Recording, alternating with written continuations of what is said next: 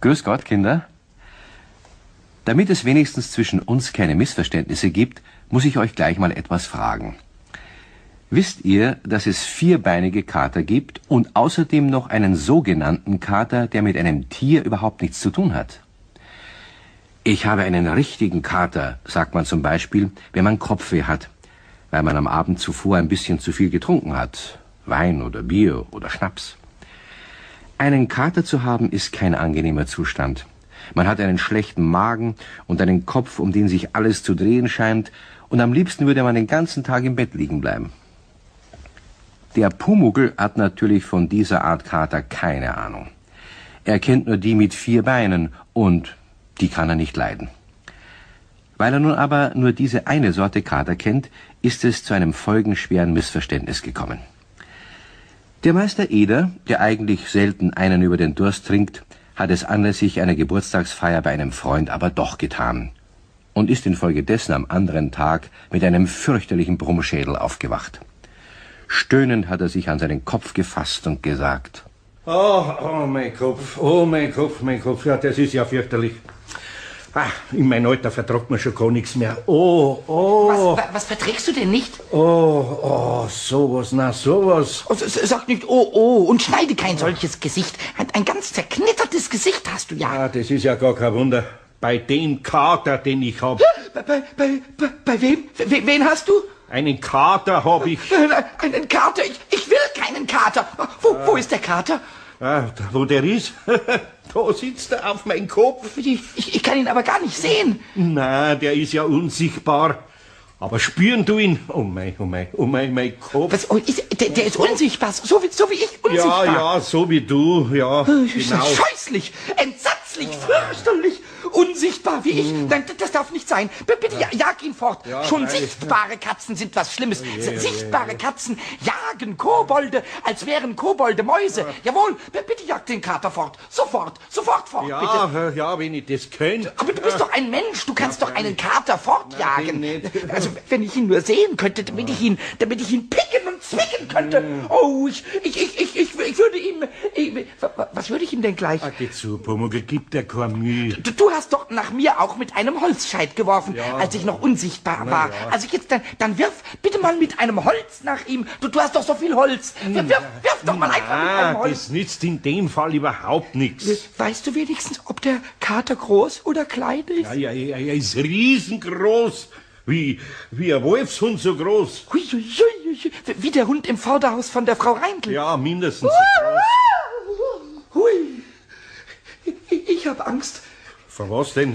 Ich bleib hier oben auf dem Schrank, Was? bis der Kater weg ist. Na ja. Und sag mal, kann dein Kater darauf springen? Hui, wie verstecke ich mich bloß? Wo springe ich bloß hin? Na ja, bleib nur da droben auf den Schrank, da kommt er nicht hin. Ja, glaubst du ganz bestimmt nicht? Ja, bestimmt nicht. Aber jetzt musst du ihn fortjagen. Ja. Bitte gleich. Sonst muss ich nämlich fortlaufen, weißt du? Weißt du, wo Klabauters sind, gibt es keine Katzen. Und wo Katzen sind, gibt es keine Klabauters. Ja, das ist ein altes Koboldsgesetz. Ja, pass auf, es ist ja gar kein Katz, sondern ein Kater. Ein ausgewachsener Kater. Ja, das ist ja noch viel schlimmer. Ja. Kommt er bestimmt nicht zu mir auf den Schrank? Also schrei doch nicht so. Du sollst nicht so schreien und hupf nicht so umeinander. Das vertragt mein Kater gar nicht. Oh, mein Kopf. Das ist doch sehr gut, wenn er das nicht verträgt. Weißt du, dann läuft er vielleicht davon. Ich schrei so laut ich kann, schrei ich jetzt mal. Pass mal auf. So. Du dummer Kater, du böser Kater! Hier ist der fürchterliche Pumuckl, vor dem du fürchterliche Angst haben musst. Also jetzt hör auf! Hör auf! Es wird ja nur noch schlimmer, wenn du so weiter schreist. Du darfst überhaupt nur noch flüstern. Aber weißt du, ich bin doch auf dem Schrank. Ja. Und du hast gesagt, da kommt er nicht drauf. Wo sitzt er denn jetzt? Ja, immer noch auf meinem Kopf. Dann schüttel doch mal mit dem Kopf. Um Himmels Willen. Einfach so blub. Wenn ich meinen Kopf bloß ein bisschen bewege, nachher dreht sich alles. Ja, und der Kater dreht sich Ja, mit. der dreht sich mit. Das ist also so eine Frechheit. Mach doch einfach mal oder so. Weißt du, damit er einfach weggeht. Nein, das nützt ja gar nichts. Nichts. Wenn ich wenigstens einen sauren Hering hätte. Ach, kann man einen Kater mit einem sauren Hering vertreiben? Ja. Ich denke, Kater mögen Heringe gerne. Schon. Und wenn sie den gefressen haben, dann gehen sie mit dem Hering in den Bauch weg. Oder wie? Oder wie? Ja. Wo kriegen wir denn jetzt gleich einen Hering her? Gibt's denn sonst kein Mittel? Naja, kaltes Wasser soll ja auch gut sein. Aber ein kaltes Wasser, das ist mir zu ungemütlich. Ja, aber der Kater, der ist mir noch viel ungemütlicher. Manche Leute schweren auch auf den Schnaps. Aber wenn ich mir vorstelle, ich sollte jetzt einen Schnaps trinken, dann wird mir schon bei der Vorstellung schlecht. Du, wenn man Schnaps trinkt, dann läuft der Kater davon. Ja. Oh, mei. Ist ja komisch. Ist das ein kreislicher Zustand? Ich glaube, ich hol mir doch einen Hering. Nein, bitte, geh nicht weg. Ich will nicht mit deinem unsichtbaren Wolfhund großen Kater allein sein. Das will ich nicht. Das möchte ich nicht. Nein, bitte nicht. Bitte nicht. Jetzt schrei nicht so. Ich will nicht alleine sein. Du brauchst doch keine Angst haben. Der Kater geht mit, wenn ich weggehe. Ganz bestimmt. Bestimmt, leider. Ja, dann geh bitte schnell weg. Ja. Schnell. Und komm bitte ohne dieses abscheuliche Tier wieder. Ja, das wird leider nicht gehen. Warum? Aber wenn ich einen Hering mitbringe, nachher geht er vielleicht weg. Und wenn er trotzdem nicht weggeht? Dann musst du den ganzen Tag ganz mucksmeiserlstark sein und mich und mein Kater ganz in Ruhe lassen. Aber was? Mucksmäusel? Ja. Nein. Der wird mich ja wie ein Mäusel fressen, wenn ich nicht mucks. Also bitte, jetzt geh schnell weg. Schnell. Ja, ich gehe ja schon. Schnell. Hoffentlich hat die Kramerin einen richtigen sauren Hering. Ach, bin ich froh, dass der Kater weg ist. Wo Klabauter sind, dürfen keine Katzen sein. Und wo Katzen sind, keine Klabauters. Sein altes Koboldsgesetz. Jawohl. Vielleicht ist es auch kein Koboldsgesetz, aber ich mag keinen Kater haben. Ich mag nicht. Pfui, Gex. Und ich will nicht, dass er wieder hier hereinkommt. Was hat der Meister Eder gesagt? Wasser ist gut dagegen, aber ungemütlich. Ja, kaltes Wasser ist wirklich ungemütlich, aber immer noch viel gemütlicher als ein großer Kater. Das ist ja sehr ungemütlich, aber gut. Kater mögen Wasser nicht, doch Wasser spritzt der kleine Wicht. Jetzt muss ich bloß zu dem Wasserhahn hinaufhüpfen. Ho. Und jetzt muss ich den Hahn aufdrehen. Das geht ganz einfach so. Und jetzt ein bisschen spritzen. So, platsch, plutsch.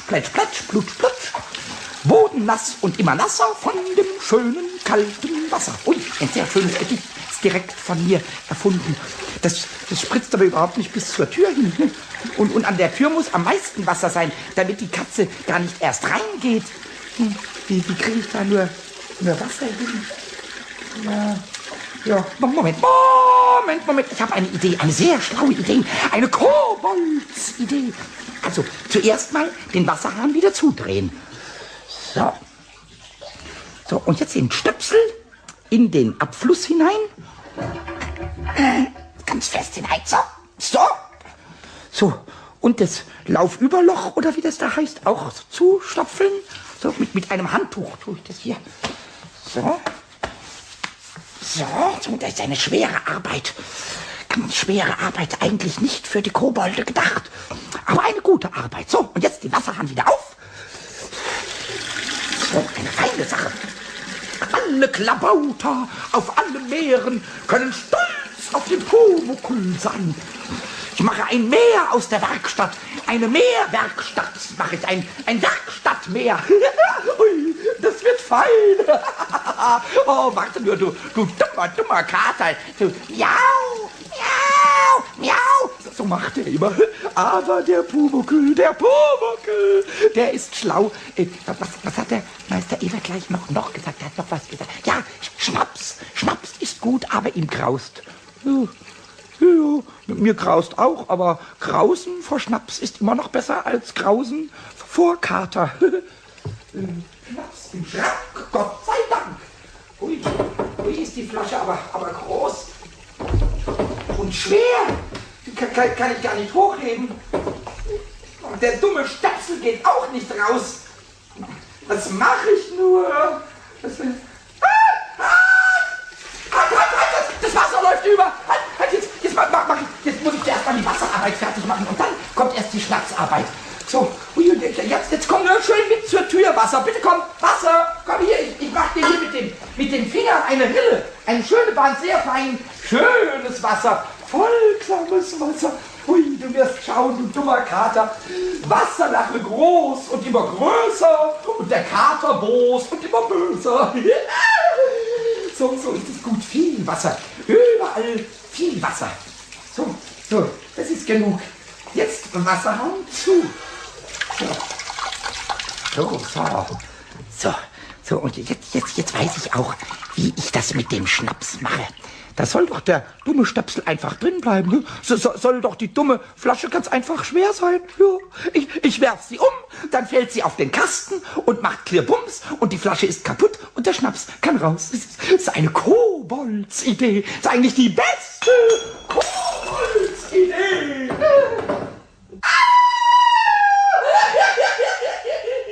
Ja, das ist gut gegangen. Es rinnt zwar eine Menge auf den Boden. Das riecht aber scheußlich.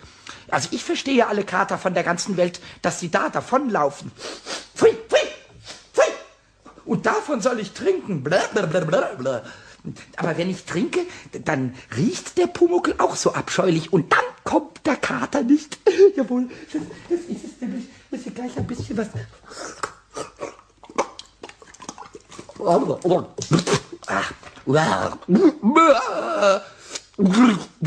Das brennt. Hilfe! Ich hab Feuer im Bauch! Pumuckl brennt im Bauch! Was mache ich nur gegen den Brennbauch? Oh, Wasser! Ja, da ist Wasser. Wasser ist gut gegen alles Feuer. Schnell, Wasser! Schnell! Der Pumuckl sprang zum Wasserhahn und trank und trank. Und tatsächlich ließ das Brennen nach. Es war jetzt eigentlich ganz angenehm warm im Magen. Er wollte schon aufatmen, aber da fiel ihm ein, dass sicher auch die Wirkung auf den Kater nicht mehr so gut sein würde, wenn der Schnaps so verwässert war. Also musste er nochmal von dem Schnaps trinken.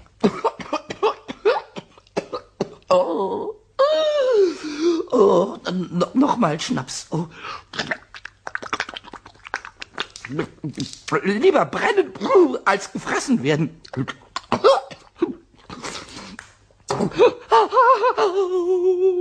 Wieder der große Hitzebauch. Aber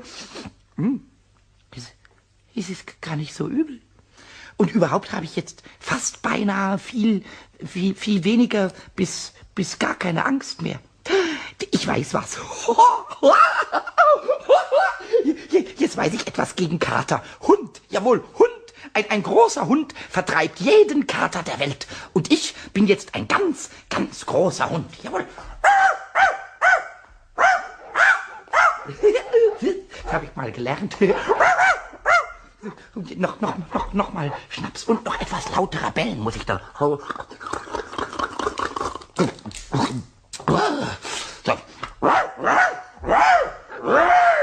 Ich werde der fürchterlichste Hund sein, den es gibt.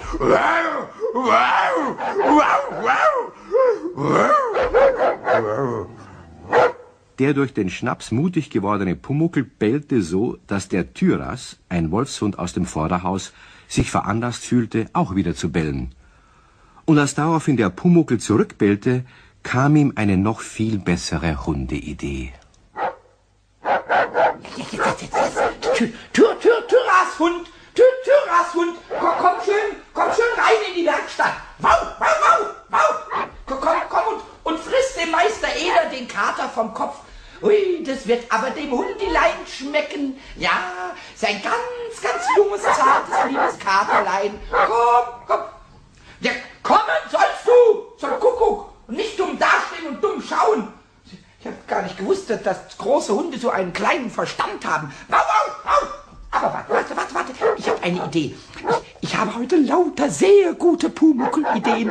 Ich hole eine Wurst. Jawohl, ich hole eine Wurst aus der Küche. Der Pumuckl rannte in die Küche und angelte sich eine Wurst und schleppte sie in den Hof. Der Türras war schon wieder ein Stück davongetrottet. Es war gut, dass ein Stück Schnur an der Wurst war. So konnte der kleine Kobold die große Wurst hinter sich herziehen und so dem Türras nachlaufen. Das war ein höchst verwunderlicher Anblick. Eine Wurst, die scheinbar ganz von allein über das Hofpflaster hoppelte und in großer Eile dem davontrottenden Hund nachhüpfte. In respektvoller Entfernung vom Türras aber hielt die Wurst an. Türas, komm, Türas, hier ist eine feine Wurst. Komm, ja, dreh nur deine Ohren. Du hast schon richtig gehört. Komm nur schön, komm. Nein, nicht hier fressen. So, schön hinter der Wurst herrennen. Ja, so ist gut. Und jetzt da herein in die Werkstatt. So, ja, das ist schön brav. So. Ja. Da freut er sich, der kleine Türras. Ne? Jetzt darfst du die Wurst fressen, komm. Der Hund verzehrte die Wurst in der Werkstatt mit Appetit. Der Pumuckl nahm vorsichtshalber so nebenbei noch einen Schluck Schnaps. Er war sehr zufrieden, dass er jetzt den Hund bei sich hatte. Der Türras aber schaute sich um, ob nicht noch mal irgendwo so eine Wurst herumhüpfte.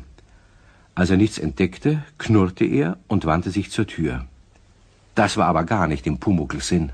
Halt, da bleiben, du kriegst noch was. Komm, gleich kriegst du noch was. Was kriegst du denn noch gleich? Ja, magst du ein Stück Braten? Ja, im Topf ist noch ein Stück Braten. Warte, Türas, warte, ich hol dir ein Stück Braten. Hoppla, was ist denn das? Türas, die ganze Werkstatt dreht sich um mich herum. Halt, Werkstatt, stehen bleiben. Mein Kopf, wie wird's mir komisch in meinem Kopf? Hoppla, was ist denn das? Ich liege hier im Wasser. Meine Füße sind so komisch.